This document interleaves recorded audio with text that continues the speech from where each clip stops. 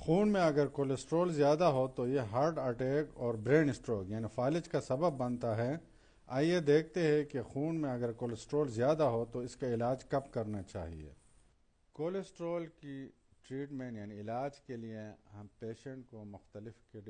3 category میں divide کرتے ہیں۔ کیٹیگری میں ڈیوائڈ کرنے کے لیے ہمیں پیشنٹ میں مختلف رسک فیکٹرز دیکھنے ہوتے ہیں۔ تو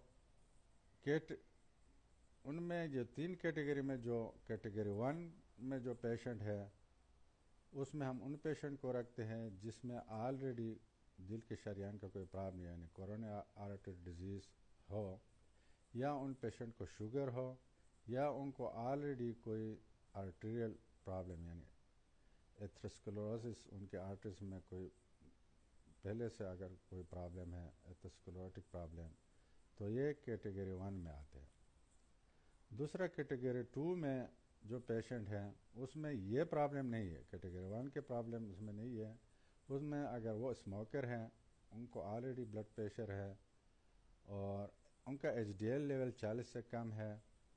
اور فیملی میں ان کو ہارٹ پرابلم ہو گیا ہو، اگر میل کوئی ممبر ہے اس کو 45 سال سے کم عمر میں ہو گیا ہو،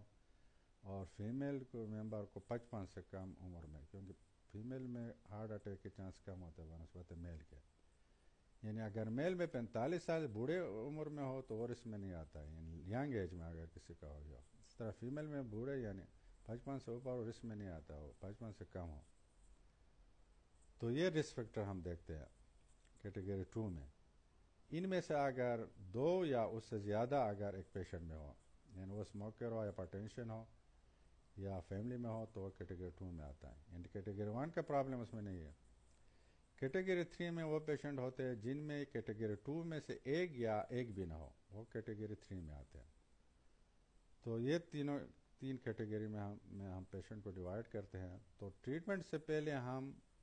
بلڈ میں جو ایل ڈی ایل کولیسٹرول ہے اس کے لیول کو دیکھتے ہیں، یعنی جو بیڈ کولیسٹرول ہے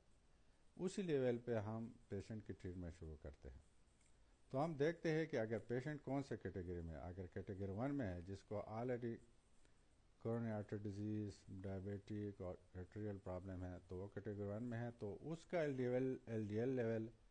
100 سے کم ہونا چاہیے۔ اگر 100 سے کم زیادہ ہو تو ہم اس میں لائف سٹائل چینجز یعنی ورزش اور دوائی کا استعمال کرتے ہیں، یعنی اس کا ایل ڈی ایل کولیسٹرول ہمیشہ 100 سے کم ہونا چاہیے۔ پھر دوسرا جو کیٹیگری 2 والا پیشنٹ ہے، یعنی ان میں ہائپرٹینشن یا اسموکنگ یا فیملی ہسٹری یا ایچ ڈی ایل میں سے کوئی 2 یا اس سے زیادہ ہو، کیٹیگری 1 کا پرابلم اس میں نہ ہو، صرف کیٹیگری 2 میں سے 2 یا اس سے زیادہ چیز اس میں ہو، تو اس کا جو ایل ڈی ایل لیول ہے 130 تک ایکسیپٹیبل ہے، 130 سے اوپر ہو تو ہم اس کے پھر ٹریٹمنٹ شروع کرتے ہیں، جس میں لائف سٹائل چینجز اور دوائی۔ لائف سٹائل چینجز میں وہی جو ورزش اور خوراک کے پرہیز اور ساتھ دوائی۔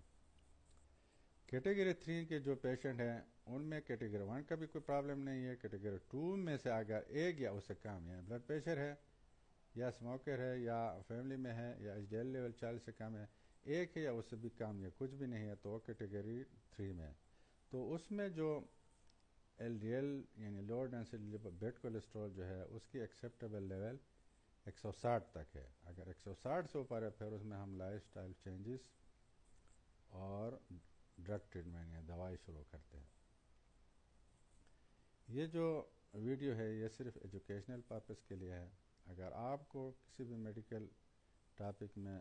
ویڈیو چاہیے تو کمنٹس کر کے بتا دیں،